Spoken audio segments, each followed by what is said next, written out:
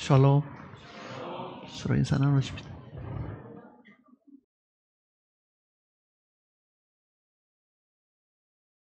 어제는 대구 교회 신방이 있었습니다. 마지막 방문지였는데요. 그동안 한 지역도 빠지지 않고 함께 동행을 해준 지역의 대표들도 있습니다. 동행을 통해서 함께 힘을 얻고 또 하나님께 감사드리는 그런 기회도 사실 되었습니다. 신방 중에 여러 가지 유익한 질문들을 많이 하셨는데요. 오늘은 그 질문 중에서 한 가지를 좀 더 상세하게 말씀을 드리려고 합니다. 요한복음에 나와 있는 말씀 속에 물어 내게 있어 열매를 맺으면 하는 그 표현이 있는데 그 열매가 성령의 열매이냐라고 물어보신 분이 계셨습니다. 그래서 오늘은 그 내용을 우리가 좀 상세하게 좀 공부를 해 보려고 합니다. 과거에도 이 내용을 한번 말씀을 전해드린 적이 있습니다. 열매를 맺어야 우리는 하나님께 나중에 칭찬도 받고 또 하나님께로부터 우리가 분명히 영광을 사실은 얻게 되는데 구원받은 그 자체로만 가지고는요, 우리는 하나님 앞에 가서 상급을 받는 것이나 우리가 영광을 얻는 그 일들은 사실은 상관이 없습니다. 그래서 구원받는 일이 한 가지고 하나님 앞에 섰을 때에 칭찬과 존귀와 영광을 얻는 이 일들이 분명히 있다는 것을 기억을 해야 됩니다. 구원받은 사람 중에서는요, 제대로 살지 못해가지고 주님께로부터 많이 맞을 자도 있다, 그런 표현도 분명히 있습니다. 상만 못 받는 게 아니고 잘못 살은 것에 대한 징벌이 있다는 것을 주님이 가르쳐 주셨습니다. 그 사람들은 지옥 간다는 뜻은 아니고 분명히 많이 맞을 자도 있다 하는 그 표현은 우리가 마음에 잘 새겨두지 않으면은 나중에 그 일이 우리 개인에게 분명히 임할지도 모릅니다. 들려오는 많은 세상의 소식들은 주님이 가까이 오시는 징조인 것처럼 사람들이 알고 있습니다. 여러 가지 자연재해라든지 이스라엘과 이란의 그 전쟁 사태라든지 이런 모든 것들이 주님이 예언하신 그 내용대로 하나씩 둘씩 이루어져 나가는 것을 보면은 주님의 오심이 가까웠다는 것을 우리로 하여금 일깨워주는 징조이기도 합니다. 그러나 주님이 오시면 준비해야 될 사람들은 우리들입니다. 그러니 주님이 이 땅에 다시 오실 때는 구원받은 사람들에게는 공중에 오셔서 심판주로 사실은 오시는 겁니다. 휴거된 모든 사람들이 그리스도의 심판대 앞에서 먼저 심판을 받게 되는 겁니다. 그것은 지옥 가는 심판은 아니지만은 구원받은 그리스도인들이 이 땅에서 몸으로 행한 것을 따라 갚으시는 주님의 이 심판이 먼저 있습니다. 그리고 나중에 7년 이후에 지상재림을 하시는 것하고는 우리가 구분을 해야 됩니다. 그러니 휴거는 들려 올라가서 우리가 주님 앞에 그리스도의 이 심판대 앞에 가서 그동안 살한 것에 대한 상도 받고 칭찬도 받고 또 벌도 받는 그런 일들이 있음을 성경이 가르쳐 준 겁니다. 그러니 우리는 항상 준비하는 사람들이 돼야 되는데 요한복음 15장에 이 열매 맺는 그 이야기가 준비하는 일입니다. 사실은요. 그러니까 열매를 많이 맺어야 하나님 앞에 영광과 존귀를 얻을 수 있는데 만일 열매를 못 맺으면은 거기에 따른 벌도 있다는 것을 기억을 하셔야 됩니다. 요한복음 15장을 보시겠습니다.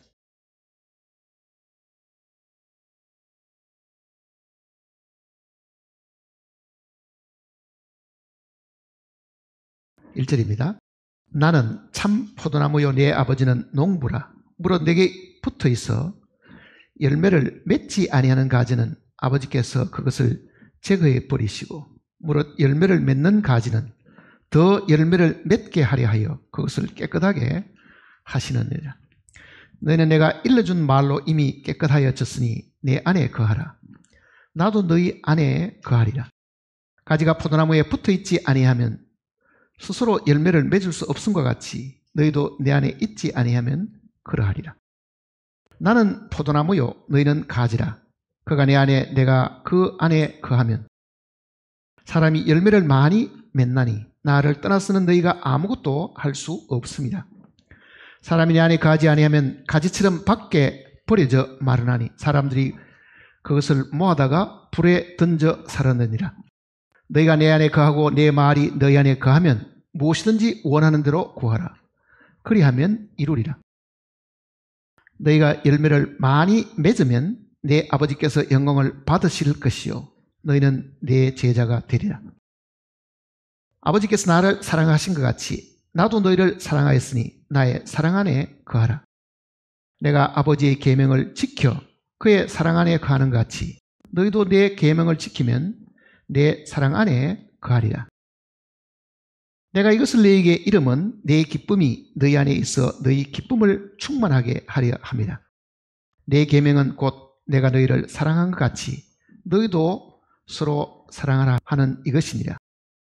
사람이 친구를 위하여 자기 목숨을 버리면 이보다 더 큰 사랑이 없나니 너희는 내가 명한 대로 행하면 곧 나의 친구라. 이제부터는 너희를 종이라 하지 아니하리니 종은 주인이 하는 것을 알지 못합니다. 너희를 친구라 하였노니 내가 내 아버지께 들은 것을 다 너희에게 알게 하였습니다.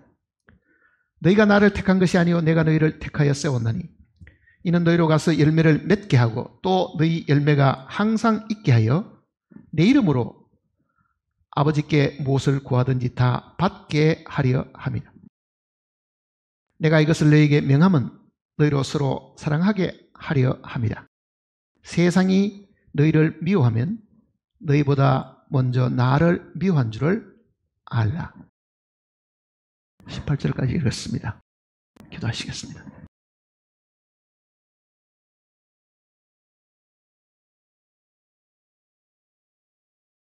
우리를 죄악 가운데서 구원하시고 하나님의 자녀로 삼으신 거룩하신 아버지 하나님, 참으로 감사를 드립니다. 우리가 이와 같은 은혜를 입은 것은 우리 때문이 아니라 주님의 크신 사랑 때문임을 저희들이 잘 알고 있습니다. 주님의 사랑이 없었던들 우리는 영원히 멸망당할 수밖에 없었으나 사람 사랑을 나타내심으로 인해서 친히 이 땅에 오셔서 죽으시고 우리가 받을 모든 죄악에 대한 대가를 주님께서 다 친히 받으시고 우리를 용서해 주심으로 말미암아 우리는 죄 사함 받고 또한 하나님의 자녀로 거듭나게 되었습니다. 이 은혜를 알고 있는 저희들이 매일매일의 삶 속에서 항상 기뻐하고 감사하는 삶을 살아야 할 줄을 아나 미련하게도 우리는 그 은혜를 잊어버리고 살 때가 많고 하루 동안에도 하나님을 생각하지 않고 살 때가 많았습니다. 그러나 주님께서 부활하신 이 아침에 저희를 다시 불러주셔서 주님을 기억하게 하시고 대신 죽으신 그 죽으심을 우리로 하여금 다시 한번 깊이 생각하도록 하셨으니 오늘 하루만이라도 우리가 주님의 은혜를 깊이 생각하고 감사하고 기뻐하는 저희들이 되게 복을 허락해 주시옵소서. 우리의 마음속에 세상의 많은 것들에 대한 욕심과 그것 때문에 우리의 마음들이 분주하고 혹은 그 일로 인해서 우리의 마음들이 상처를 입었다 할지라도 이 시간만이라도 우리는 세상의 모든 것들을 다 내려놓고 우리의 눈이 하늘에 계신 하나님을 향하게 하시고 우리의 귀는 그 입에서 나오는 음성에 귀를 기울이게 하심으로 우리의 마음이 참으로 하늘의 빛으로 밝혀지고 하늘의 그 영광을 통해서 우리의 마음에 소성함을 입는 귀한 시간이 되도록 복을 허락해 주시옵소서. 때를 따라 우리에게 필요한 말씀을 늘 주심으로 우리의 영혼에 필요한 양식을 늘 공급해 주셨습니다. 오늘도 거룩한 말씀을 저희들에게 허락하셨으니 저희들이 함께 읽은 이 말씀을 통해서 양식을 얻게 하시고 하나님의 거룩하신 뜻을 알게 하시고 이 말씀을 통해서 우리의 영혼들이 소성함을 얻고 힘을 얻는 귀한 시간이 되게 복을 허락해 주시옵소서.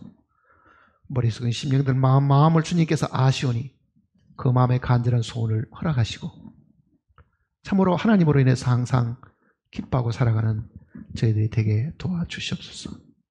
주 예수님의 거룩하신 이름으로 간절히 기도드립니다.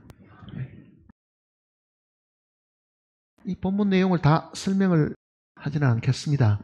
혹시 이 내용이 필요하면은 과거의 말씀을 청해서 들을 수 있을 겁니다. 이 내용을 다 우리가 익히 안다고 가정을 하고 말씀을 드리려고 생각합니다. 나는 참 포도나무요 하는 표현이 있는데요. 우리는 이 구약과 신약을 잘 비교해서 읽어보면은 구약에서의 포도나무는 이스라엘 백성들입니다. 애굽에서부터 하나님께서 포도나무를 하나 가져다가 심었다. 그게 이스라엘 백성이라고 말씀하셨습니다. 그러니까 구약은 포도나무로 비유된 이 내용이 이스라엘 백성들이고 신약에서는 그 포도나무가 예수님임을 사실 이야기하고 있는 겁니다. 그러니까 구약 이스라엘 민족 전체의 구원을 받은 것은 사실 주님 안에서 구원을 받은 것이기 때문에요. 그 이스라엘 민족 전체는 신약의 예수님과도 사실은 같은 겁니다. 이사야서 5장을 한번 보십니다.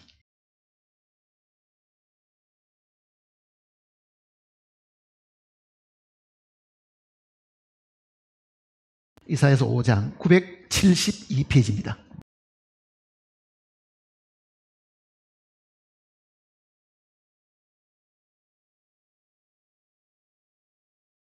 (972페이지) 1절입니다.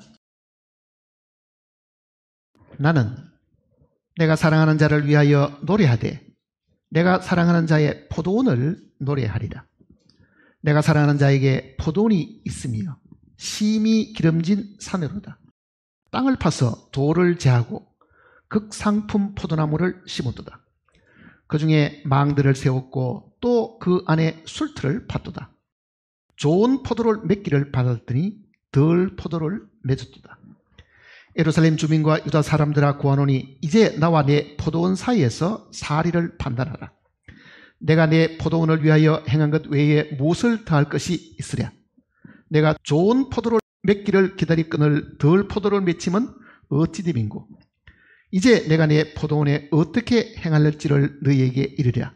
내가 그 울타리를 걷어 먹힘을 당하게 하며 그 담을 흘러 짓밟히게 할 것이요. 내가 그것을 황폐하게 하리니 다시는 가지를 자름이나 북을 도두지는 못하여 찔레와 가시가 날 것이며 내가 또 구름에게 명하여 그 위에 비를 내리지 못하게 하리라 하셨으니 무릇 만군의 여호와의 포도원은 이스라엘 족속이요 그가 기뻐하는 나무는 유다 사람이라. 그들에게 정의를 바라셨더니 도리어 포악이요 그들에게 공의를 바라셨더니 도리어 부르짖음이었도다. 애굽에서 이 포도나무를 가져다가 이스라엘이라는 그 포도원에다가 심었는데 그네들에게 하나님이 바라신 것은 하나님이 포도원 농부시니까요. 좋은 포도 맺기를 받을 때는 덜 포도를 맺었다. 그거는 이스라엘 민족들이 하나님께 불순종하고 정말 하나님이 바라시는 그 열매를 맺지 못하고 다 육신의 소욕도로 사는 그것 때문에 하나님께서 이사야 선지자를 통해서 이제는 내가 그 포도원을 헐어버리고 그거는 이방인들이 침략을 해서 부수고 그네들 다 포로로 잡아간다는 그 예언을 하신 내용입니다. 그러니 구약에 있는 이 내용을 자세히 읽어보면은 신약의 요한복음 15장의 그 내용도 어떤 뜻인지를 우리가 알 수가 있습니다. 그러니까 모델을 미리 보여주신 거잖아요. 모델을 미리 보여주셨고 그네들이 이렇게 농부가 바라는 열매를 못 맺었으니까 울타리를 다 헐어버리고 다 잡혀가게 하고 심판받게 했다. 이제 그렇게 사실은 말씀하는 겁니다. 그러니까 이스라엘 민족이 포도나무로 사실은 이게 비유가 되어 있었는데 주님은 이 땅에 오셔가지고 내가 포도나무다 이렇게 말씀하시잖아요. 그러면 예수님 안에 들어있는 모든 사람들은 뭐겠어요? 가지들이죠, 사실은요. 그 포도나무에 붙어있는 가지들이잖아요. 근데 이스라엘 민족을 포도나무로 생각하고 거기에 하나님이 기대를 거시고 거기에 많은 좋은 열매 맺기를 바랐는데 만일 거기에 합당한 열매를 못 맺었다 하면 그네들을 향하신 하나님의 벌이 있은 것처럼 이 신약시대에도 그 합당한 열매를 맺지 못하는 것에 대한 벌이 있음을 미리 이야기하고 있는 것들입니다, 사실은요. 그러니까 열매 맺는 것은 구원받는 것은 아닙니다. 애굽에서 잡아다가 한 나무를 이스라엘 옮기는 그게 그 자체가 구원받은 거잖아요. 구원받은 그 사람들에게 하나님이 바라시는 열매가 사실은 있어야 된다는 것을 이야기하는 겁니다. 그러니까 구약의 예표가 신약에 무엇을 의미하는지를 우리가 먼저 알면 이야기가 수월습니다. 자, 구약 속에는 성막하고 그 성막에 들어가서 섬기는 제사장도 있죠. 그거는 신약에 무엇을 두고 하는 이야기냐? 그거는 참 성막이신 주님, 교회입니다, 사실은요. 그리고 그 안에서 섬기는 것은 대제사장이신 예수님이잖아요. 그러니 구약의 많은 예표들은 그림자고 그게 실제는 예수님을 통해서 완성된 신약의 교회 모습과 주님을 이야기하고 있는 겁니다. 구약에 있었던 그 만나는 신약의 생명의 떡이신 예수님 자신을 이야기하는 겁니다. 그러니까 이 신약을 우리가 읽으면서 이 신약의 의미를 정확히 알려고 하면은 이거를 예표로 주셨던 그 내용을 먼저 한번 살펴보면은 이거를 훨씬 더 이해하기가 수월습니다. 그러니까 지금 요한복음 15장 내용도 이사야서 내용을 잘 이해하면은 이 내용을 훨씬 더 이해하기가 수월습니다. 다시 요한복음 15장을 보시겠습니다.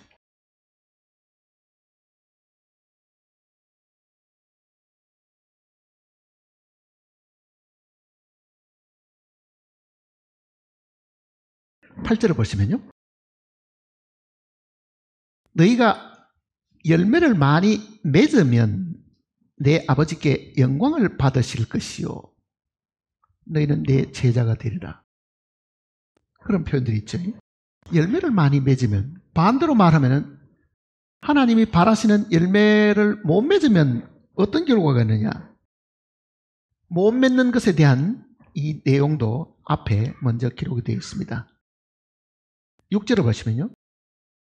사람이 내 안에 거하지 아니하면 가지처럼 밖에 버려져 마르나니 사람들이 그것을 모아다가 불에 던져 살아내리라. 자, 열매를 맺지 못하는 것에 대한 것도 있고 열매를 많이 맺으면 어떻게 하신다는 그 내용도 분명히 있습니다. 그러면은 오늘 우리가 주의를 해야 될 부분은 과거의 유대인들이 하나님의 기대에 미치지 못해가지고 포로로 잡혀가고 많은 고통을 당하고 나라가 해치되어 버리는 그런 일들이 만일 있었다고 하면 신약에 살고 있는 우리가 그 교훈을 통해서 무엇을 배워야 하고 체험을 해야 되는가, 그 내용을 생각을 해봐야 됩니다. 열매를 맺고 사십니까? 내가 구원받았는데 그리스도 안에서 열매를 맺고 사시는 것 같아요. 그럼 사람들이 그게 무슨 열매인데요? 무슨 열매가 있었느냐? 어떤 사람들은 전도해가지고 구원받는 사람이 자기 주변에 많이 생기면은 그것이 열매라고 생각하는 사람도 있습니다. 그러나 그거는 정확한 대답이 아닙니다, 사실은요. 그러면 정말 하나님께서 바라시는 유대인들에게 바라던 그 덜 포도가 아니고 진짜 제대로 된 그 포도나무의 열매라는 것이 뭐를 두고 하는 이야기냐? 그 내용부터 우리가 먼저 생각을 해봐야 됩니다. 4절을 보시면요. 내 안에 거하라. 나도 너희 안에 거하리라. 여기 거한다라는 표현이 있죠. 내 안에 하는 표현도 있습니다. 자, 포도나무가 예수님 자신입니다. 신약에서는 예수님이잖아요.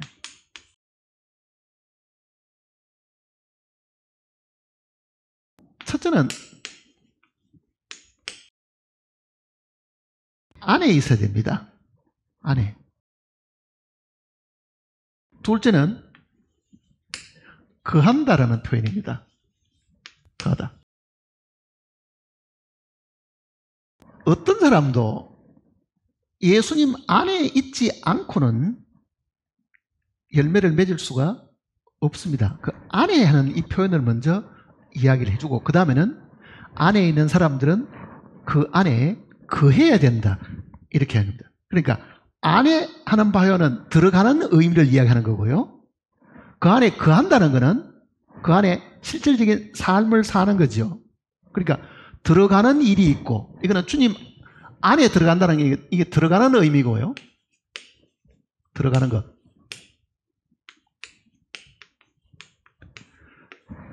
거하다 하는 이 표현은 그 안에서 실질적인 생활을 하는 겁니다. 어떤 생활이냐 하는 거는 이제 좀 생각을 해 봐야 될 부분이 있죠. 자, 어떤 사람이 만일 요한복음 15장 내용을 읽었습니다. 아, 나도 지금 열매를 맺어야 되겠다. 그런데 안에 들어가 있지를 않으면은 열매 맺기는 불가능하죠. 그러니까 포도나무 안에 들어온다는 말이 무슨 뜻이냐? 포도나무에 가지가 먼저 돼야 되겠죠. 이 지구상의 모든 사람이 다 그러면 포도나무 안에 있느냐? 그렇지는 않습니다.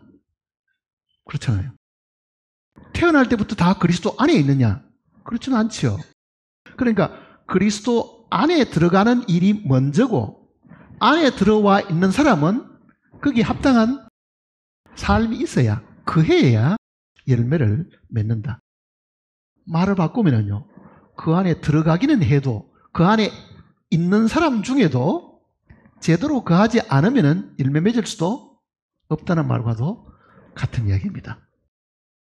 많은 유대인들이 애굽에서 다 나왔습니다. 모세의 인도로.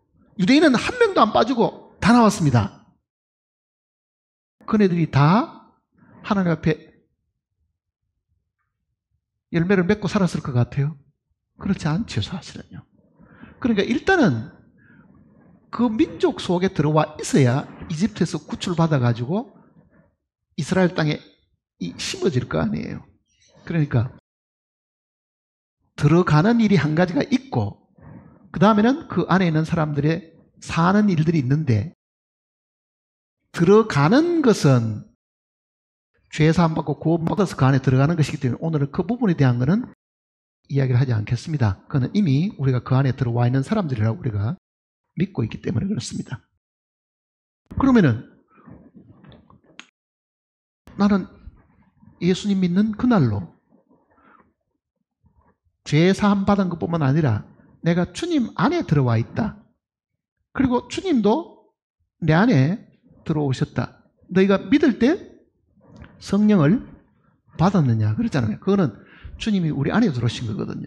그러니까 우리가 주님 안에 들어가는 것이 먼저고 주님이 우리 안에 들어오시는 것이 그 다음입니다. 순서를 따진다고 하면은 제가 가끔은 이렇게 비유를 들잖아요.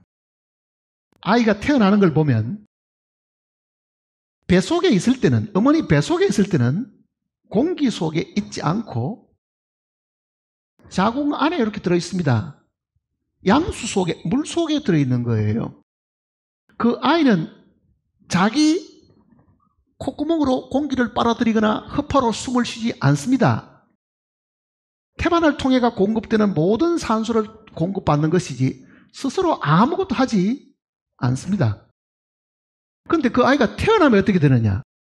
물 속에 있던 아이가요, 공기 속에 나오면은 제일 먼저 뭐 해야 돼요?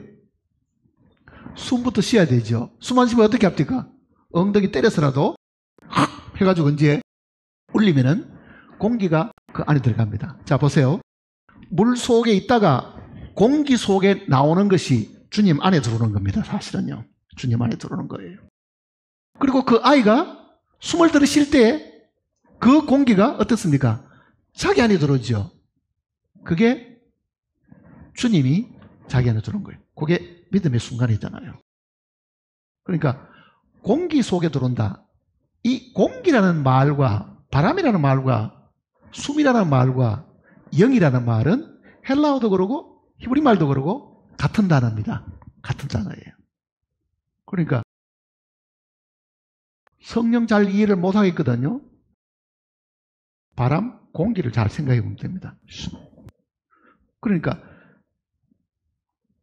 태어날 때에 주님 안에 들어오잖아요. 사실은요. 태어날 때. 그러니까 태어날 때 주님 안에 들어왔고 숨을 쉬면은 주님이 자기 속에 들어가는, 그게 이제 자기 믿음이잖아요. 사실은요. 믿음으로 성령이 우리 속에 죄 산 받고 이제는 하나님이 나를 그리스도 안에 넣으셨다. 받아들였습니다. 믿음으로 받아들였습니다. 그러면 그게 자기가 숨 쉬는 거죠. 그때 성령이 우리 가운데 들어오신다. 그 뜻입니다. 그러니까 성령은, 즉 이 공기는 밖에도 있고 어디 있습니까? 안에도 있죠. 성령은 내 안에 들어오신 것뿐만 아니라 내 밖에도 여전히 성령은 계십니다. 이 땅에 오신 그 오순절 내린 그 성령은 온 땅에 가득합니다. 사실은요. 누구든지 믿으려고 하면 주님이 우리 속에 사실 들어오시잖아요. 그러니까 우리가 주님 안에 들어가는 거는 믿을 때 사실 들어가는 겁니다. 믿을 때 들어가. 문제는 그 믿은 사람이 어떻게 거하느냐, 이게 이제 열매 맺는 일하고 관계가 있습니다. 거하는 것이 뭐예요? 뭐가 거하는 겁니까? 거하다는 말이 무슨 뜻입니까? 거하다. 성경대로 해야죠. 뭐. 우리가 낱말도 사전 찾아보고 거하다 찾아봐야 성경에서 말하는 답은 그 속에 사실 없습니다. 요한 1서를 보세요.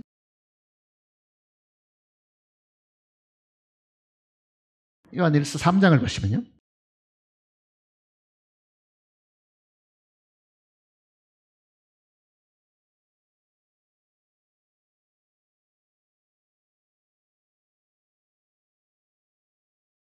요한일서 3장 23절을 보십시다. 23절. 그의 계명은 이것이니 곧 그 아들 예수 그리스도의 이름을 믿고 그가 우리에게 주신 계명대로 서로 사랑할 것이니라. 24절을 같이 읽어볼까요? 그의 계명을 지키는 자는 주 안에 거하고 주는 그의 안에 거하시나니 우리에게 주신 성령으로 말미암아 우리가 안에 거하시는 줄 우리가. 자, 그의 계명을 지키는 자는 주 안에 거하고 그랬습니다. 자, 거하는 것은 주님의 계명을 지키는 것이다. 그 표현이 지금 하나가 있고, 요한복음 내용도 보세요. 요한복음 15장도 보시면요.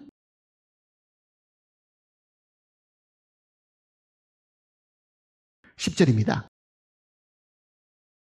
15장 10절.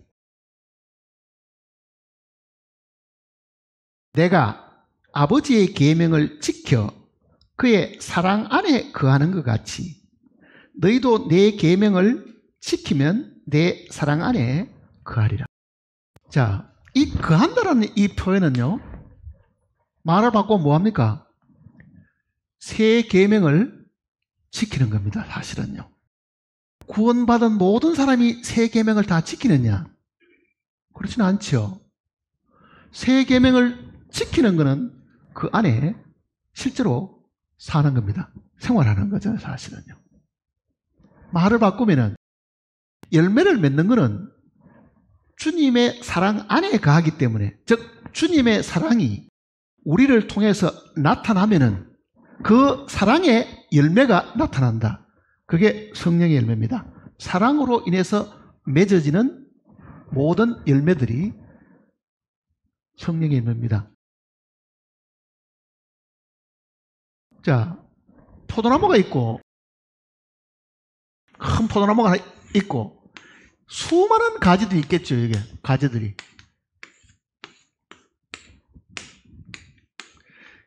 이 나무에 붙어 있는 이 가지들 하나하나는 우리 개인들입니다. 그거는 마치 하나의 몸에 많은 지체가 있는 것처럼 한 포도나무에 많은 가지가 있는 것은 같은 이야기입니다.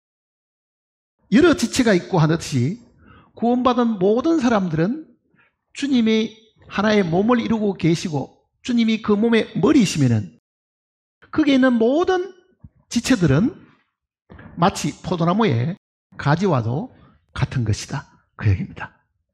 그런데 가지가 지체와 같다고 하면 생각하면요, 이렇게 한번 생각해 보세요. 이 손가락이 요중에 내가 하나입니다. 몸 전체는 그리스도의 몸입니다. 머리는 주님이십니다. 열매를 맺는 게 뭐냐 그러면은, 더 쉽게 말하면은요, 이 몸의 비율을 잘 생각해보면 더 쉽게 알 수 있습니다. 요게 하나하나 구원받은 우리들이라고 가정해 보세요. 그게 지금 나죠. 요 중에 하나가 지금 납니다. 머리가 떨어진 걸 보고, 야, 너 몇 사람이 요거 주워 올리라 명령을 합니다. 손가락이 생각하다가, 나 이 사람하고 안 친하니까요, 나 얘하고는 같이 못 하겠어요. 얘하고는. 그럼 어떻게 해야 돼요? 얘하고는 못하면 이 손가락하고 이 손가락하고 둘이가 건너뛰어가지고 이걸 어떻게 잡아, 이거를. 그런 손가락은 사실은 없죠. 명령을 하면은요, 이 머리의 명령을 이 지체들만큼 완벽하게 순종하는 것이 없습니다. 사실은요. 그러니 요 모든 지체의 머리의 뜻이 그대로 다 드러나는 것은 머리의 명령, 머리의 그 계명이 짚는 것이든지 숟가락을 잡아서 밥을 먹는 것이 결과가 나타나겠죠. 머리의 명령을 그대로 순종하고 살았던 것은 열매 맺는 겁니다. 사실은요. 열매 맺는 거라고요. 그런데 이 몸 속에 불행히도 머리의 말을 안 듣는 것도 있습니다. 뭡니까? 암세포입니다. 암세포는 절대로 이 머리의 말을 듣지 않고 세포 분열을 독자적으로 하잖아요. 지 마음대로 크거든요. 우리가 그리스도의 몸에 아니면 포도나무이신 주님에게 붙어있는 사람들 중에서 독자적으로 움직이는 것, 머리의 지배를 받지 않는 것은 열매 맺는 것이 아닙니다. 내가 좋아서 하는 일, 교회 봉사하는 일도 남들이 하든 말든 이거는 내가 좋아서 하는 일이다. 그거는 위험한 겁니다. 그게 주님이 원하신 것이냐, 주님이 명하신 것이냐, 그게 중요한 거잖아요. 그날에 많은 사람들이 나더러 이르되 우리가 주의 이름으로 선전을 하고 주의 이름으로 귀신도 쫓아내고 주의 이름으로 많은 권능을 행치 아니하였까 하니 내가 그들에게 밝히 말하되 불법을 행한 자. 그거는 불법이었습니다. 왜 그렇습니까? 그네들은 주님이 명령하지 않았는데도 자기가 주님의 이름을 끌어다가 그 일을 한 거죠. 사실은요. 출발점이 자기였죠. 출발점이 머리이신 주님이 아니고 자기가 출발점이었다는 뜻입니다. 그게. 그러니 우리는 외형적으로 보면은 그게 주님이 명하신 것인지 자기가 좋아서 하는 것인지 알 수가 없습니다. 그래서 주님 앞에 갔을 때 심판을 받아봐야 되는 거죠. 사실은요. 심판을 받아봐야 돼요.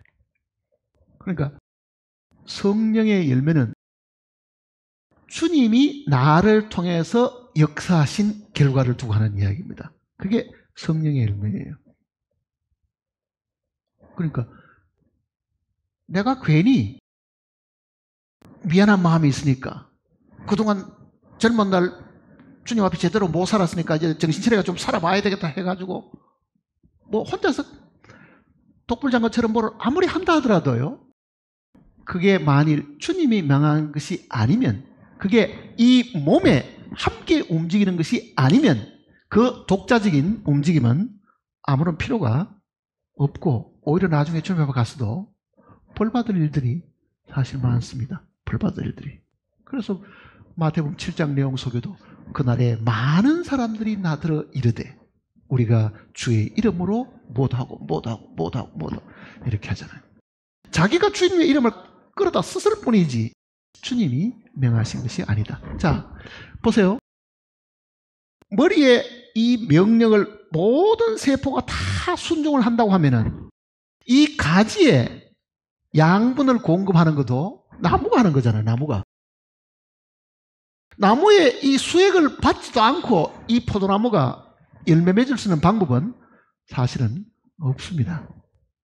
그러니까 만일 열매를 맺었다고 하면은 그거는 포도나무가 맺히게 한 거지 가지가 노력으로 수고로 맺은 거는 아니지요. 그러니 수액이 연결되어 가지고 그 수액을 받았을 뿐이지 이게 자기 힘으로 열매 맺은 것이 아닙니다. 자기 힘으로. 그러니 모든 포도나무의 열매는 나무에 있는 것이지 가지의 노력과 수고에 달린 것은 아니죠. 자, 그럼 한번 보세요.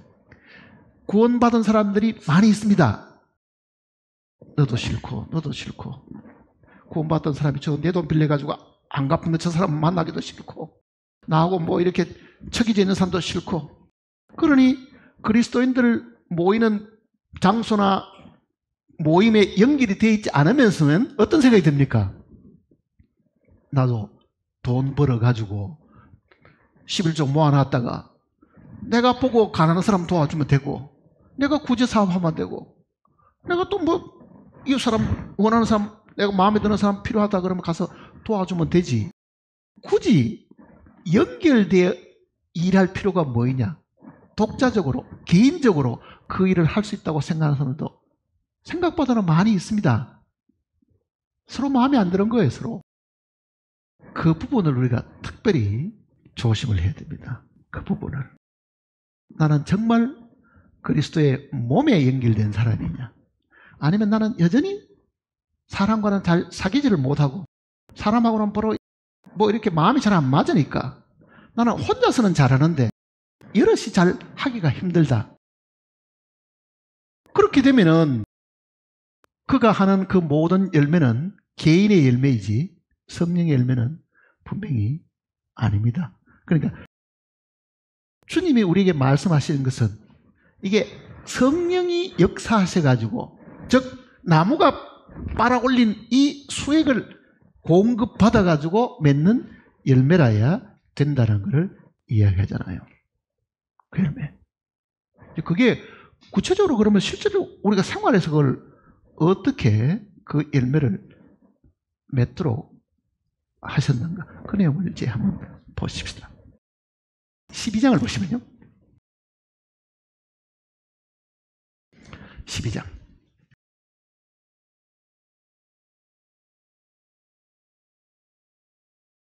24절입니다.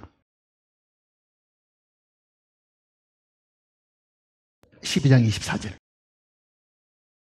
내가 진실로 너희에게 이르노니 하늘의 밀이 땅에 떨어져 죽지 아니하면 한 알 그대로 있고 죽으면 많은 열매를 맺느니라. 자, 어떻게 하면 열매 맺습니까? 아직 읽었는데 답이 안 나옵니까? 열매 맺는 방법을 여기 설명해 놓은 거잖아요. 어떻게 하면 열매 맺는다고요? 죽으면 그러잖아요. 죽으면 많은 열매를 맺고. 그러니까 열매 맺으려고 만일 우리가 목표를 세웠다고 하면은요, 주님은 우리에게 그 열매를 맺기 위해서 하나님이 바라시는 정말 성령의 열매를 맺으려고 하면은 반드시 뭘 거쳐야 된다고요? 죽음을 거치지 않으면 열매를 못 맺는다. 그 이야기입니다. 한번 보세요, 이제. 자, 나무가 있고 가지가 있는데 가지하고 요 나무 사이에 뭐가 있어야 되느냐? 그 이야기입니다. 나하고 그리스도의 몸과 요 사이에 연결이 있는데 이 사이에 뭐가 있어야 되느냐? 뭐가 있어야 돼요? 죽음이 있어야 되는 뜻입니다. 죽음이 있다는 말은 뭐겠어요? 내 주장도 없고 내 판단도 없고 내 고집도 없고 나는 그저 죽은 사람처럼 붙어 있기만 하면 되는데 거기에 내 판단이 있고 내 생각이 있고 남에 대한 비판이 있고 하다 보면 뭐가 있습니까? 이거는 죽은 것이 아니고 붙어있는 게 아니고 뭡니까? 자기가 필요하면 수익을 빨아들이고 필요 없으면 문을 닫아버린다는 말과도 같은 이야기잖아요.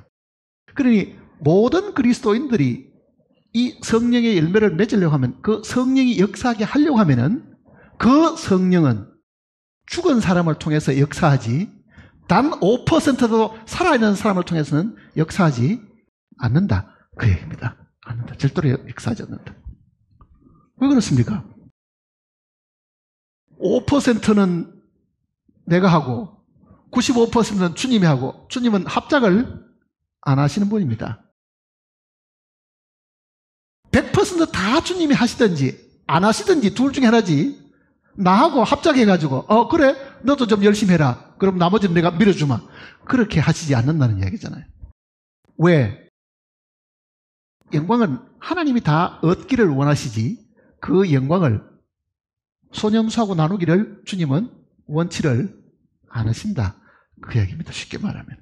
그러니까 죽음이 마땅히 있어야 될 이유는요 바로 그것 때문에 그런 겁니다.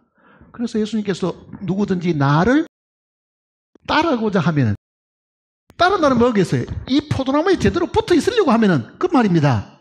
뭘 하라고요? 자기를 부인하고 그러잖아요. 자기를 부인하고.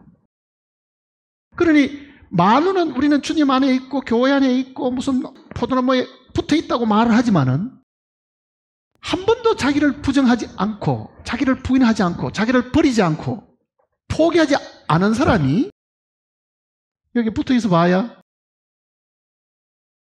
수액을 받아들일 방법이 없습니다. 그러니 죽으면 수액은 자연적 거기에 어떻게 되겠어요?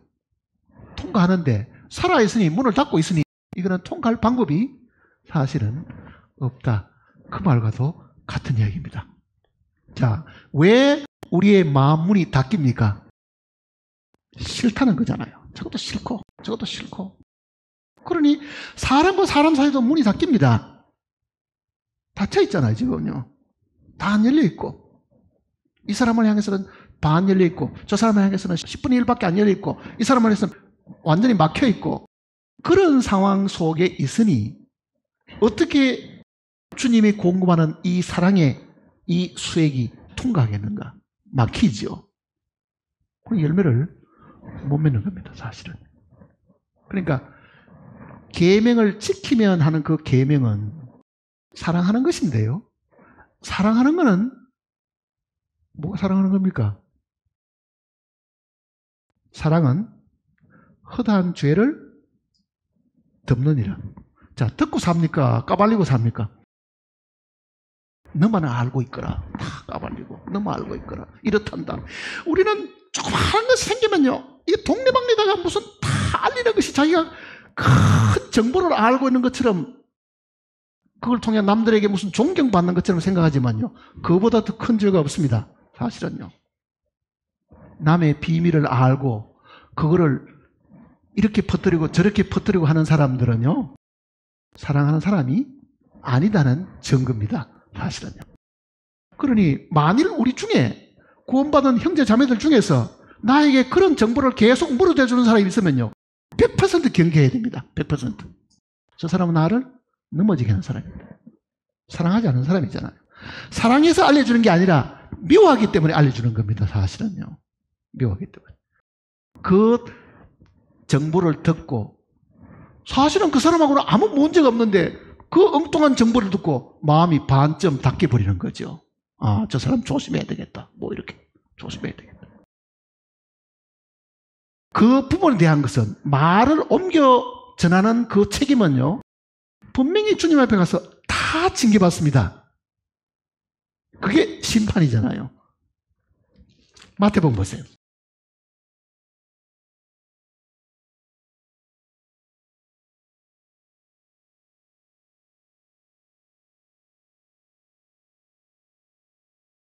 (12장을) 보시면요.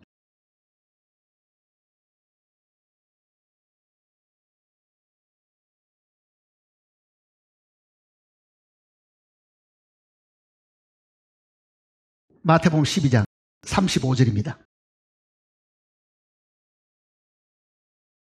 35절. 선한 사람은 그 쌓은 선에서 선한 것을 내고 악한 사람은 그 쌓은 악에서 악한 것을 내느니라. 36절 같이 읽어볼까요? 36절과 37절.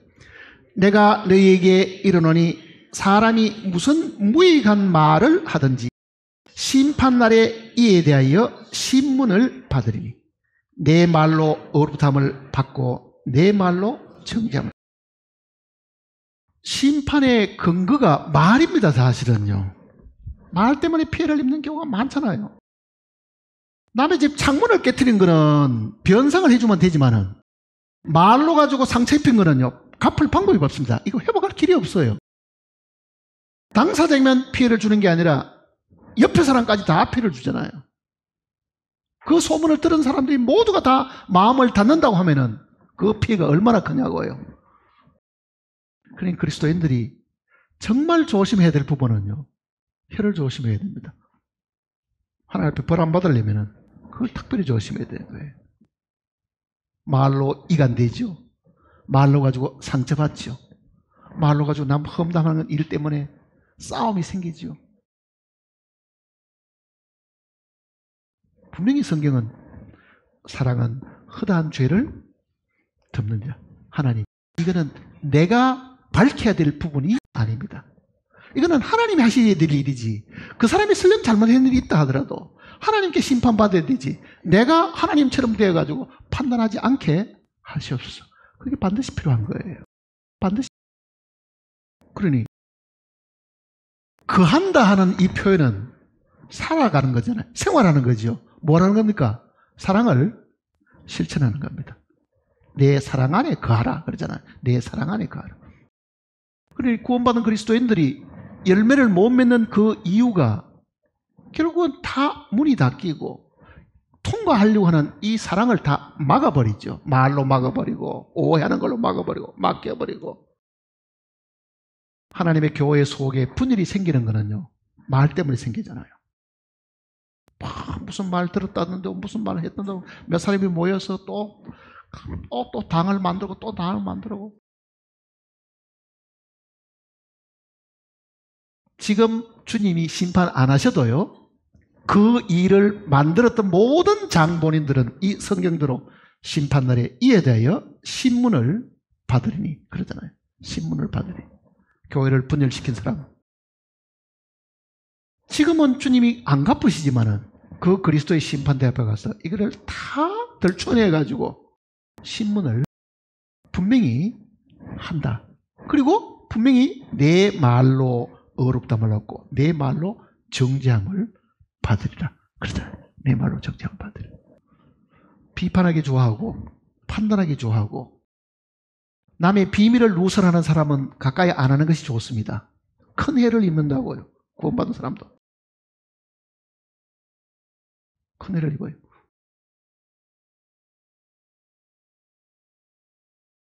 성경은 그 혀에 대한 이야기를 굉장히 엄하게 말씀해 놨습니다. 야고보서를 보세요.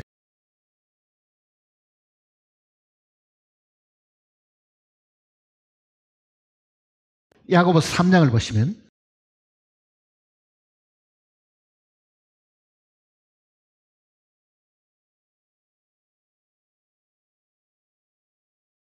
6절입니다. 373페이지 3장 6절.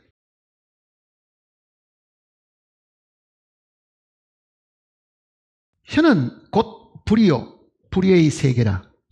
혀는 우리 지체 중에서 온몸을 더럽히고 삶의 수레바퀴를 불살라나니 그 사르는 것이 지옥불에서 나느니라.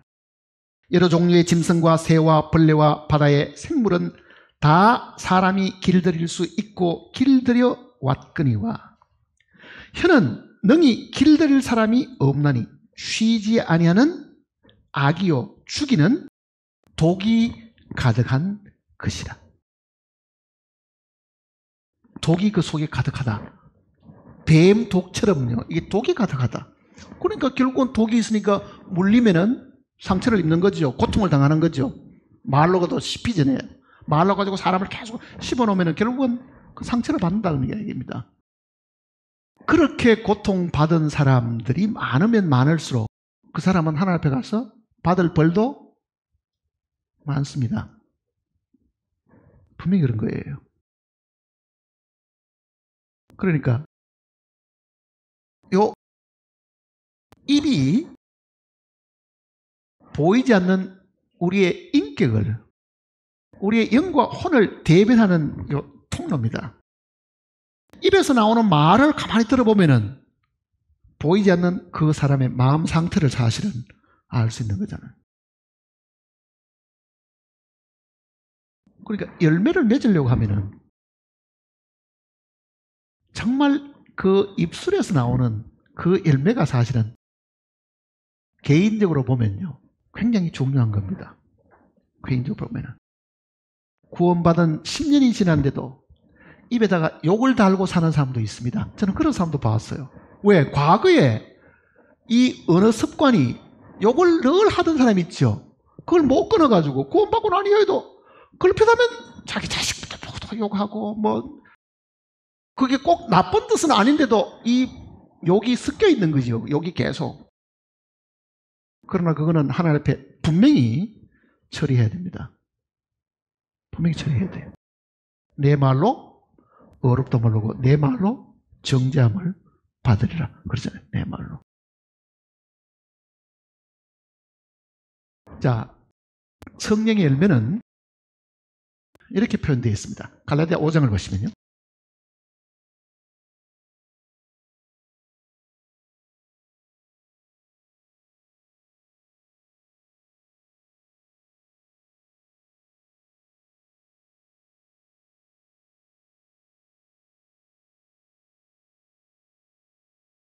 갈라디아서 5장 22절입니다. 오직 성령의 열매는 사랑과 희락과 화평과 이게 모두가 9가지인데요. 세 가지씩 이렇게 나누어져 있습니다. 앞에 3가지, 가운데 3가지, 마지막에 3가지 이렇습니다. 오직 성령의 열매는 지금 여기 성령의 열매는 이렇게 표현해 놨는데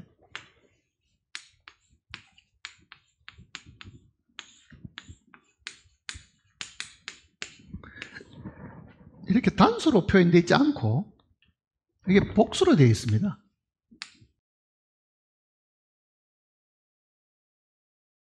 그러면 9가지가 맞겠죠. 근데 원어는 이게 9가지를 전부 다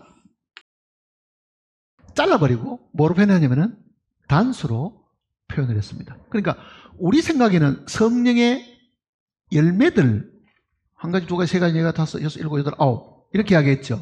그러니까 성령의 열매들은 이렇게 표현하면은 더 좋을 것 같은데 원어도 그러고 다른 역본들은 성령의 열매들 이렇게 하지 않고 성령의 열매 단수로 해놨습니다. 복수가 아니고 단수로 해놨습니다.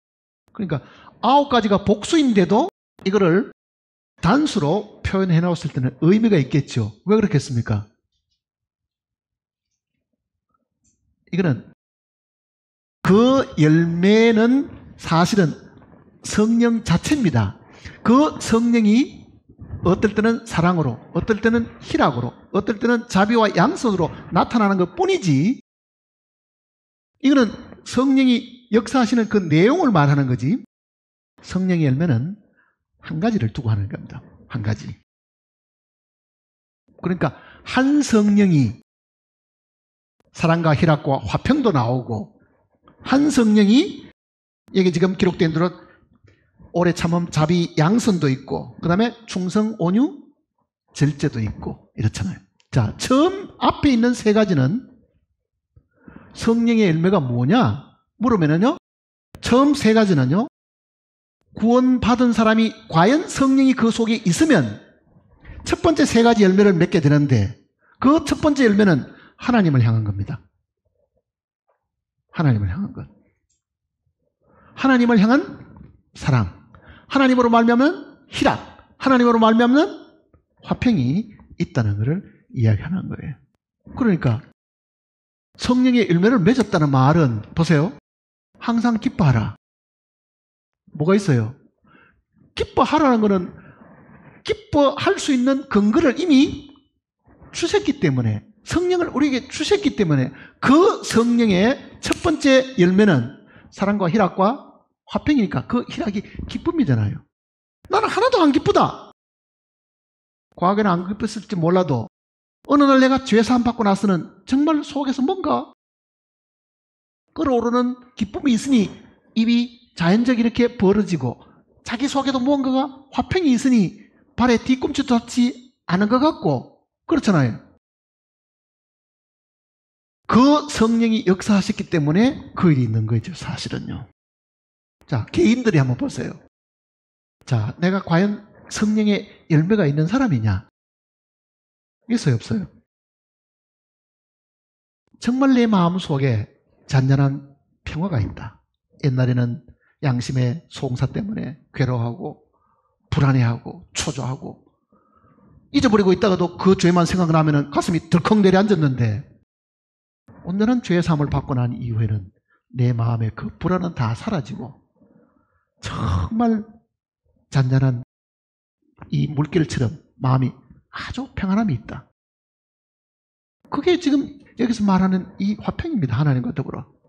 그렇잖아요. 하나님의 말씀에 악인에게는 평강이 없다 그러잖아요. 그러니 우리가 악인의 시절로 그대로 있을 때는 우리 마음에 절대로 평강이 있을 수가 없습니다. 그런데 정말 마음속에 깊은 안식이 있고, 이제는 됐다. 이제는 내가 하나님 만나도 부끄러움이 없겠구나. 그게 성령이 하나님을 향한 열매입니다. 그게 있는 거를 보라는 이야기잖아요, 사실은요. 그러니까 지금 사랑과 희락과 화평과, 과거에는 하나님을 모를 때는요, 하나님 사랑이라는 말을 어떻게 했겠어요? 그러니 마음속에 그 하나님에 대한 사랑이 마음속에 있고, 정말 하나님이 내 곁에 계시면은 한번 안아드리고 싶은 마음이 있을 정도로 마음속에 사랑이 있고 마음에 화평이 있고 그렇잖아요. 두 번째는요, 오래 참음과 자비와 양선과. 자, 하나님을 향한 사랑과 희락과 화평이 있은 사람은요, 사람을 향해서도 열매가 나타난다, 그 뜻입니다. 두 번째 세 가지는 사람을 향한 겁니다. 두 번째 세 가지는, 그러니까 여기는 보면은 뭐라고 되어 있어요? 오래 참음. 저는 내가 그래도 저 사람이 욕을 해도 10마디에 한마디씩은 꼭 대꾸를 했는데 이제는 참아주기도 하고 못 본 척하기도 하고, 뭔가 내 마음속에 사람을 향해 가지고 인내하는 마음이 생겼다, 그 얘기잖아요. 인내하는 마음이 생겼다. 사람을 향해서 내가 오래 참는 거죠. 그 다음에는 자비와 양선과, 마음에 이 자비로운 마음도 있고 그 사람을 향한 선행도 있고, 그 얘기입니다. 전에 같으면은 내 돈이 요만큼 쓰여지는 것도 내가 아까워서 못 쓴 사람인데 구원을 받고는 주머니가 조금 뭐 채워지면은 머리를 베풀고 싶고, 구원받은 사람에게 뭔가를 주고 싶고, 뭔가 그네들을 향해서 선을 베풀고 싶고, 그네들을 해서 정말 좋은 말로 대하고 싶은 이 모든 것들도 성령의 열매입니다. 성령의 열매. 그러니 구두쇠도 구원받으면 변해가지고 자선사학고로 분명히 바뀔 수 있습니다. 그거는 자기 힘으로는 안 됐는데 그 안에 역사하시는 성령이 포기하게 만들고, 드리게 만들고, 나누어주게 만들고 그렇게 하신다는 이야기잖아요. 다음 또 세 가지는요. 충성과 온유와 절제니. 이건 자기를 향한 겁니다. 자기를. 전에는 내 말도 내가 못 믿은 사람입니다. 왜? 신실치 않다. 그게 충성스럽지 않다는 뜻이거든요. 그러니 거짓말 잘하고 잘 속이고 하던 사람인데 이제는 나도 내 말에 대해서 신실하고 정말 약속을 지킬 줄 아는 사람이 되고 그게 성령의 열매입니다. 한번 생각해 보세요. 전에는 남의 걸 쉽게 훔치는 사람도 이제는 남에게 피해를 안 주고 오히려 베풀기를 원하는 사람이 되었다고 하면은 분명히 그는 성령이 그 속에서 역사하신 열매를 행동으로 나타내 보이신 거잖아요. 사실은요. 구원받기 전에 너무나 간사하고 깨가 많고 남의 거를 속에 취하던 사람도 어느 날 구원받고는요. 속에 취하기보다는 차라리 속는 것이 더 나았다고 생각하고 돈 좀 떼어도 그래 그 뭐 돈 없어 그러면 할 수 없지 할 정도로 그네들에서 양선, 선을 행하는 거잖아요. 사실은요. 그게 성령의 열매입니다. 성령의 열매. 성령이 내 안에서 역사하신 결과잖아요.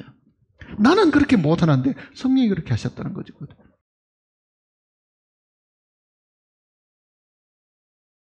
절제하는 것도 마찬가지입니다. 절제하는 거. 구원받기 전에는 뭐 좋은 거 있으면 빚을 내서라도 꼭 사야 이 마음이 만족한데 이제는 그게 없어도 그 뭐 관계없어. 마음이 어떤 일에 꽉 매여가지고요. 그거 없으면 늘 불안하고 초조하고 언제 그걸 돈 모아 그걸 사지 하던 사람도 구원받고 뭐 그렇게 귀하게 생각하던 반지도 별거 없고 그렇게 갖고 싶은 그 옷이나 뭐 귀중품이나 액세서리 같은 것도요. 별로 갖고 싶은 생각이 별로 없는 거예요. 이게 가치관이 바뀌어 버리잖아요. 사실은요. 그러니까 하나님을 향한 것이나 이웃을 향한 것이나 내 자신을 향해서 이런 결과들이 있으면 뭐 한 겁니까? 열매가 있는 거죠. 사실은요. 성령의 열매가 있는 거죠. 근데 나는 구원받고 10년인 세월이 지났는데도 나는 예전이나 지금은 여전히 욕심이 많고 지금 여기서 표현한 거하고 꼭 반대의 일들이 계속 일어난다고 하면 과연 내 속에 성령이 들어오셨는가도 한 번은 생각을 해 봐야 됩니다. 마땅히 그럴 거 아니에요. 그러니까 하나님께서 우리가 열매 맺었다고 하는 모든 행동들을 테스트를 한번 해봐야 되겠죠. 왜?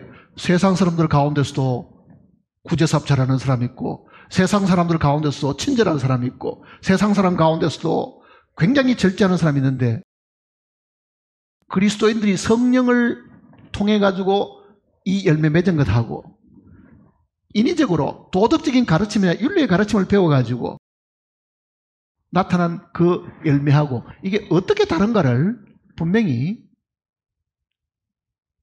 테스트를 해보실 겁니다. 성경도 그 내용을 이야기하고 있습니다. 고린전서 3장을 보세요.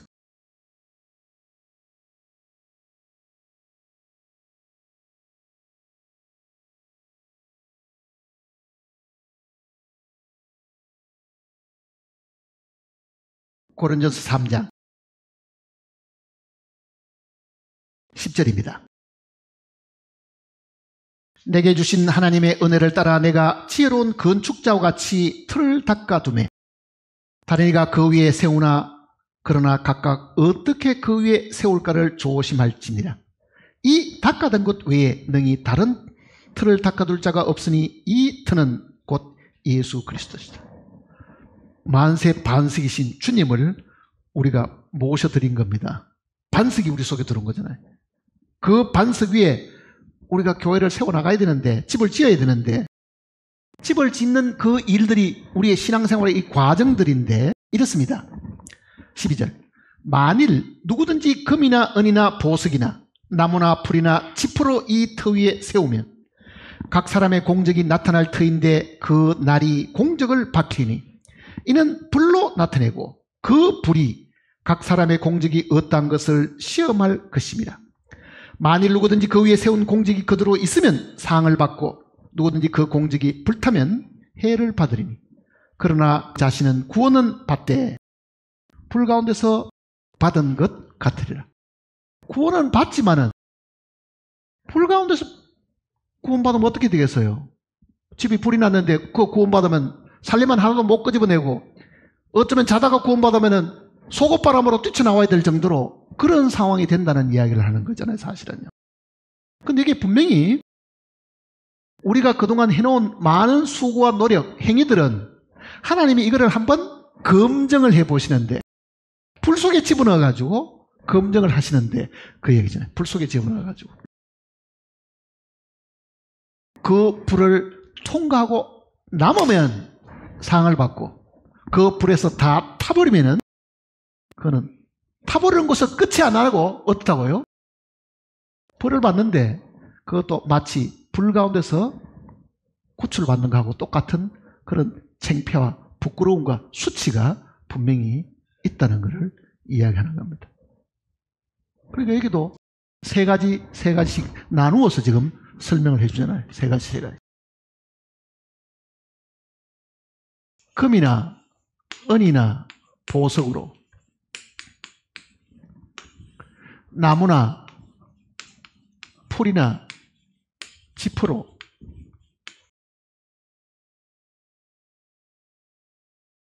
성경에 이 금속에 대한 거는요, 우리가 자주 공부를 했습니다. 계시록 공부할 때도 많이 공부했잖아요. 금은 하나님 아버지를 상징하는, 영광을 상징하는 겁니다.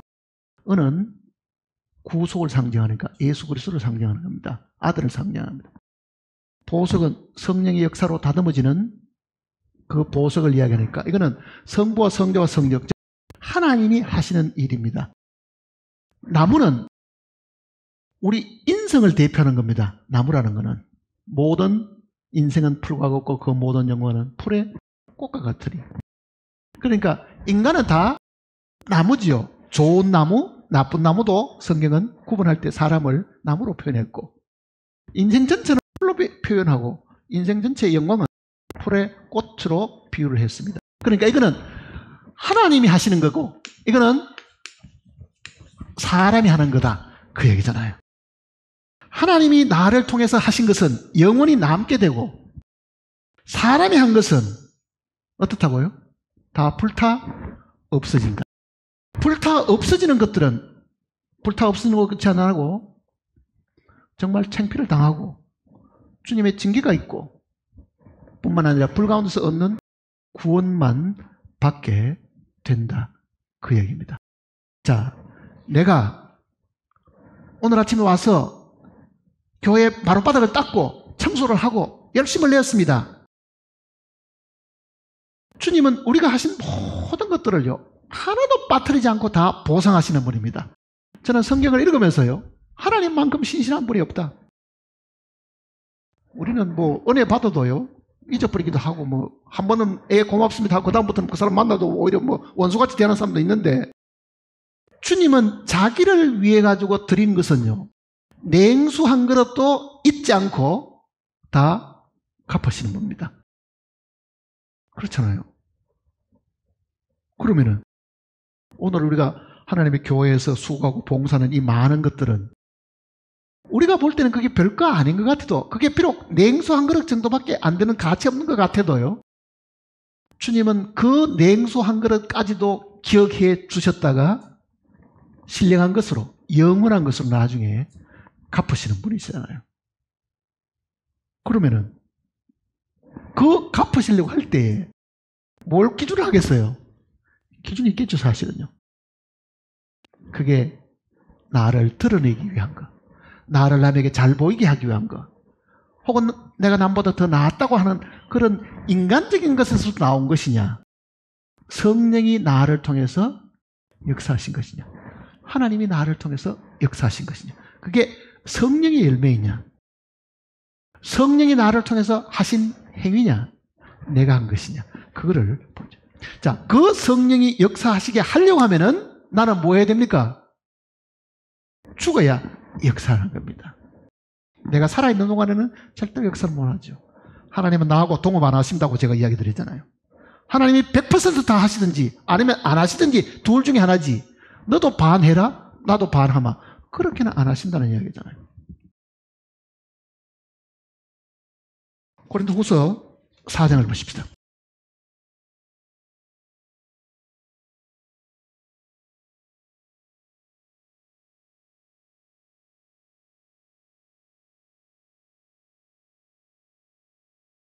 고린도후서 4장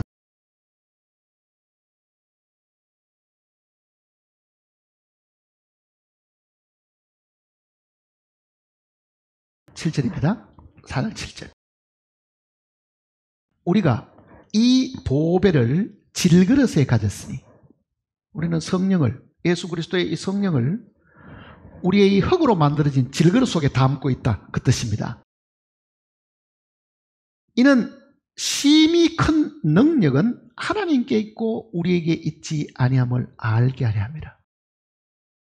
우리가 능력이 있는 것이 아니고 우리가 무슨 할 수 있는 힘이 있는 게 아닌데도 우리가 뭘 한다고 자꾸 생각하는 거죠. 그러니 하나님께서 우리 속에 이 보배이신 성령을 주신 것은 우리는 아무것도 아니고 능력이 있으신 분은 우리 안에 계시는 성령이신데 그거를 깨달아라, 이렇게 얘기하는 겁니다. 그리고 이렇게 말씀하셨습니다. 10절 보세요. 우리가 항상 예수의 죽음을 몸에 짊어지면 예수의 생명이 또한 우리 몸에 나타나게 하려 함이라. 우리 살아있는 자가 항상 예수를 위하여 죽음에 넘겨지면 예수의 생명이 또한 우리 죽을 육체에 나타나게 하랍니다. 자, 우리 구원받은 그리스도인들은요, 부활의 그 주님이 우리 속에 계심을 압니다. 부활의 그 성령이 우리 속에 들어오신 것을 알고 있잖아요. 성경은 그 부활의 주님이 우리의 보배이시다. 이 보배는 큰 능력을 나타내시는 분이시다. 그저 우리 속에 주인으로 가만히 계시는 게 아니라 능력을 발휘하시는 그분으로 우리 속에 계시는데, 그 부활의 주님이신 예수님이 자기 능력을 나타내 보이려고 하면 우리는 마땅히 뭐 하라고요? 죽어야 된다, 그 얘기잖아요. 예수 죽인 것을 우리 몸에 짊어지면 하는 말은 뭐냐? 그 예수의 죽음 속에 우리도 함께 죽었으니까 우리는 항상 의식적으로라도 나는 죽은 사람입니다, 나는 주님이 돌아가실 때 죽은 사람입니다, 그 위치에다가 우리를 갖다 놓지 않으면 그 크신 능력이 나타나지 않는다, 그 얘기잖아요. 성령이 계시지 않아서 역사하시는 게 아니라 하늘의 미랄이 땅에 떨어져 죽으면 많은 열매를 맺듯이 우리도 죽어야, 죽음에 우리 자신을 내어 맡겨야 그 다음 성령이 역사하시게 되고, 그 뜻입니다. 그 다음 성령이 역사하시게 되고, 그러니까 성령이 안 계시는 게 아니라 우리가 덜 죽어가지고 능력이 안 나타나는 거죠. 사실은 덜 죽은 거죠. 반쯤 죽었거나 90% 죽었지만은 아직은 10%가 안 죽었으니까 주님이 10% 죽도록끔 기다리고 계시는 거죠. 자, 100% 죽으면 어떤 일이 생기겠어요? 100% 죽으면은 처형이 돌아가셨는데, 돌아가시기 전에 우리 식구가 이제 암으로 돌아가시니까 병원도 좀 갖다 내려놓고 갔어요. 이미 사망 선고를 받았어요, 사실은. 본인도 그걸 알죠, 이제 더 못 산다는 거를. 직장암에 걸렸으니까. 위로금을 좀 드리니까요, 그 돈을 휙 던져버리더래요. 왜 그랬습니까? 내가 지금 그 돈이 왜 필요하냐 이거지. 죽는데. 그게 죽음을 맞이한 사람의 태도잖아요. 지금 죽는데 옷이 왜 필요하며, 지금 죽는데 집이 왜 필요하며, 지금 죽는데 금이 왜 필요하며 돈이 왜 필요하냐고요, 사실은. 그러니 아직도 내가 그게 필요하다고 하는 거는 무슨 뜻입니까? 아직도 안 죽었다는 말이잖아요. 나 그거 있어야 돼, 그거 없으면 안 돼. 그러니 참으로 죽는 사람은요, 다 필요 없습니다. 다 필요 없는 거잖아요. 그 지경에 이르면은 반드시 성령이 역사합니다. 그 지경에 이르면은. 그러니까 이 내용이 바로 그 내용입니다. 10절과 11절 다시 한번 읽어보세요. 우리가 항상 예수의 죽음을 몸에 짊어짐은 예수의 생명이 또한 우리 몸에 나타나게 하는 거예요. 우리 몸을 통해서 성령이 역사하신다 그 뜻이잖아요. 몸을 통해 가지고, 우리의 입을 통해 가지고, 우리의 손을 통해 가지고, 우리의 몸을 통해 가지고 그 성령이 우리 속에 생명으로 와 계시는 그분이 나타나시게 되는데, 그렇게 하려고 하면은 선행 조건이 뭐냐? 항상 그러잖아요. 항상 예수의 죽음을 몸에 짊어지면. 우리는 개인적으로 죽는 것이 아닙니다. 어디서 죽습니까? 이미 죽은 주님의 죽음에다가 우리를 갖다 놓는 거잖아요, 사실은요.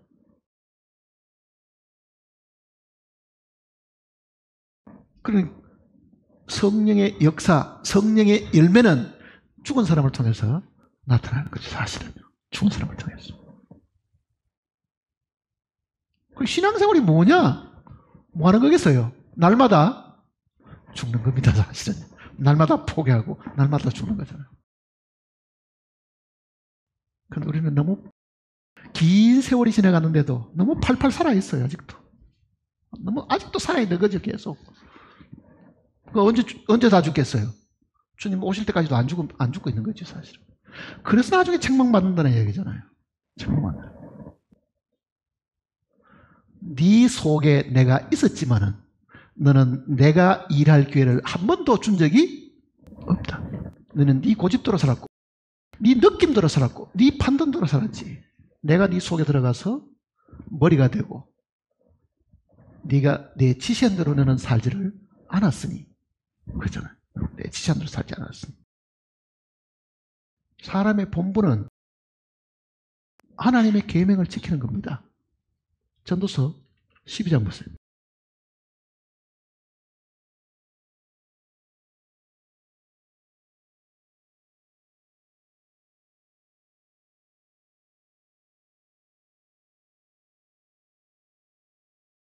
전도서 12장입니다.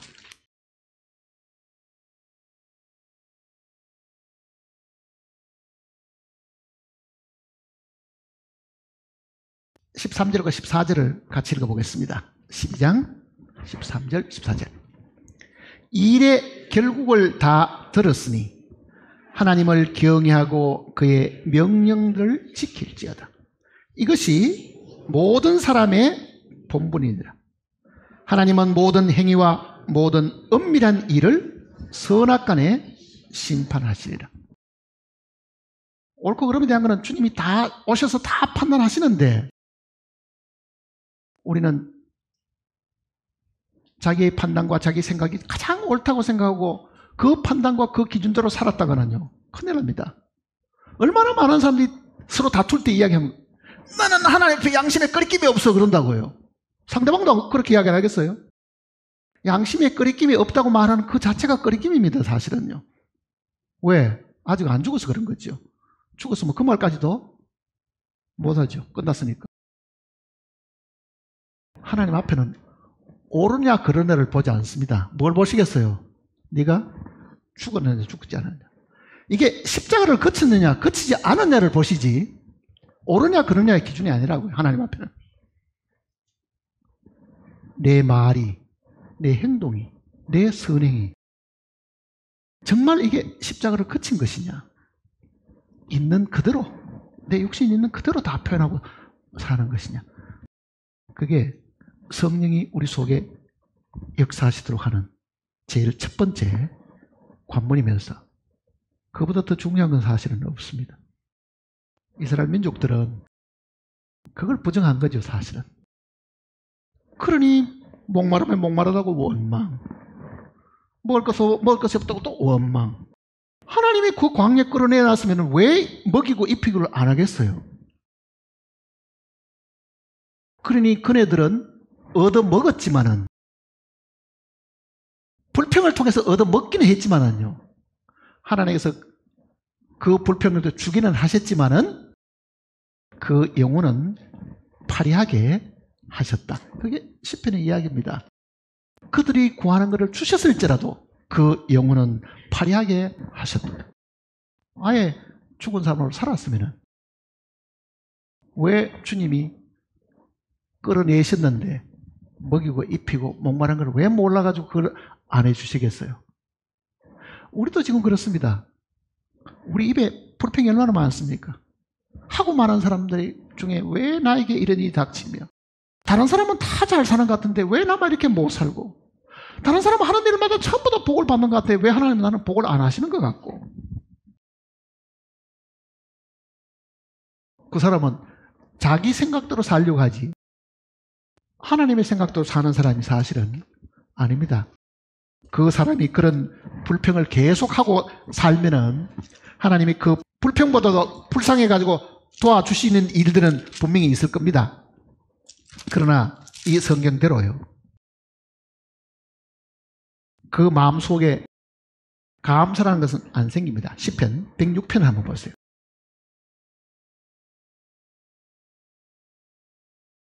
(106편)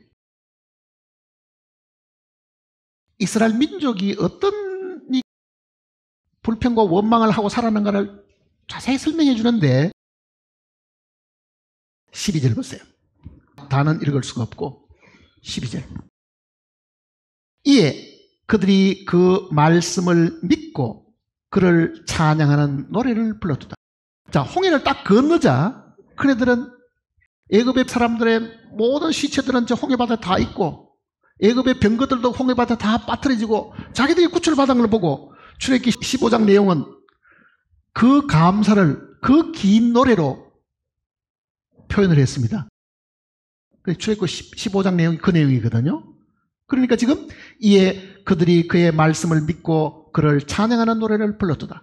그러나 그들은 그가 행하신 일을 곧 잊어버리며 그의 가르치심을 기다리지 아니하고 광야에서 욕심을 크게 내며 사막에서 하나님을 시험하였도다. 15절 같이 읽어볼까요? 그러므로 여호와께서는 그들이 요구한 것들을 그들에게 주셨을지라도 그들의 영혼은 쇠약하게 하셨다. 우리가 불평스러운 마음으로 하나님께 구하면은 하나님이 마지막에 주시긴 하겠지만은요, 우리의 영혼은 점점 파리해져 간다, 약해져 간다, 그 얘기입니다. 육신이 불쌍해서 주지만은요, 이 육신을 담고 있는 우리의 영혼은 점점 더 힘이 없어지고 약해진다는 이야기잖아요. 그렇게 신앙생활을 하다가 주님을 만나는 분이 우리 중에 아무도 사실은 없기를 바랍니다. 외적인 뉴스들이 주님의 오심이 가까웠다고 알려주면요, 정작 우리는 그 소식에 마음이 뭐 이렇게 동할 게 아니고, 정말 주님이 이렇게 빨리 오신다고 하면 내가 과연 주님을 온전한 마음으로 맞이할 준비가 되어 있으며, 내가 그분의 심판대에 섰을 때에 내가 뭐라고 살아왔던 것에 대해서 답을 할 것인가를 준비를 해야 됩니다. 그게 지혜로운 사람들이잖아요. 모든 일들이 우리 눈앞에 다 펼쳐질 것인데 그 준비를 이 매일의 신앙생활을 통해 가지고 준비를 하셔야 됩니다. 기도하십니다.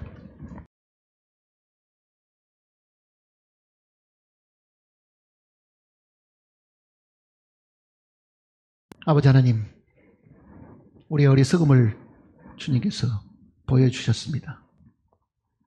우리는 여전히 우리의 욕심과 우리의 판단과 우리의 생각대로 살아가기를 원하고, 우리의 뜻에 맞지 않으면 늘 불평하고 원망하는 사람들입니다.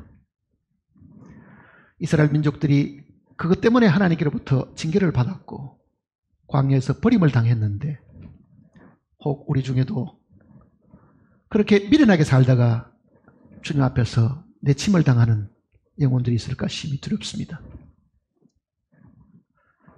주님이 땅에 오시기를 사모하는 우리의 마음속에 또 한편으로는 주님을 만날 준비를 지혜롭게 하는 저희들이 되게 도와주시옵소서. 우리 가운데 계시는 성령께서 우리 가운데 역사하셔서 정말 모든 것들이 성령의 열매가 되게 하는 지혜로운 저희들이 되도록 우리를 격려하시고 일깨워 주시고 도와주시옵소서. 주님 만나는 날 우리 중에 아무도 책망만 자가 없게 하시고 주님 앞에 내침을 당한 자가 없도록 주님 우리를 보살펴 주시옵소서. 우리 주 예수님의 거룩하신 이름으로 간절히 기도드립니다.